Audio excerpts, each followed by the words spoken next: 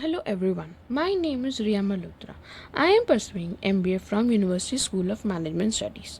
Through this video, I am going to brief on surrogate advertising.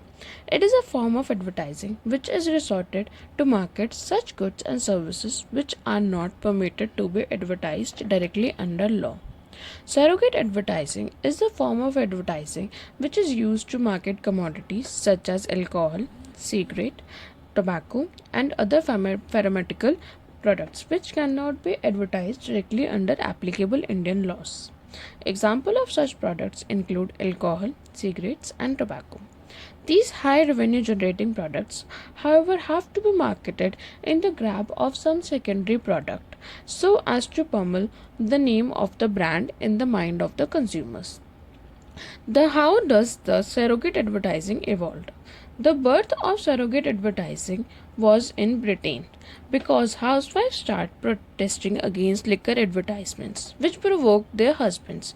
In India, some extensive surveys resulted in findings which showed that liquor ads had direct influence on consumers' purchasing behavior. The Cable TV Regulation Act banned liquor and cigarette advertisements from 1995. Thus, India gradually adopted surrogate advertisements. With government now banning even most of the surrogate advertisements, the company are turning to event sponsorship, event organizing, corporate films, and more innovative marketing strategies. You may have sometimes wondered why you have never seen Turbo Zero, Seagram's Royal, Blue Music CDs, Kingfisher Club Soda, and many such other products in the market ever. It is because they are surrogate products that are used to market the brand name and not really the product. They send a very clear message to their target audience who exactly know what the intended product are and where to find them. These adverts have a significant presence in a mass media and are being freely advertised. Another very popular marketing technique for these brand products is via sponsorship and merchandising. We have seen an increasing number of events being sponsored by alcohol and tobacco giants like Kingfisher, Royal Stag, Royal Challengers. These companies shell out sum of cash to sponsor events like racing, wrestling, cricket, music festivals, college fest, private parties, etc. They are also heavy on merchandising in the things like caps, t shirts, wristbands, sunglasses, stickers, posters, keychains, etc. As these create a personal level of awareness among the target audience and prove to be very efficient in the long run. Currently in India, surrogate marketing warrants to have the actual product present in the market with a revenue model associated with it.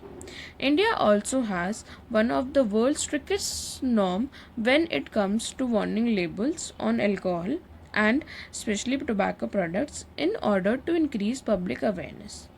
These products are also the most taxed product in the country so that they become expensive and are automatically discouraged to certain degree.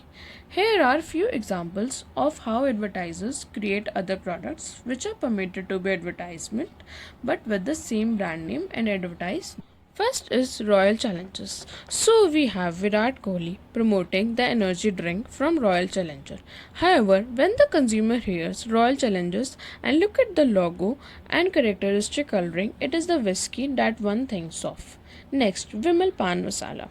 Actor Ajay Devgan is seen to promote the Vimal brand on radio, in prints and TV ads.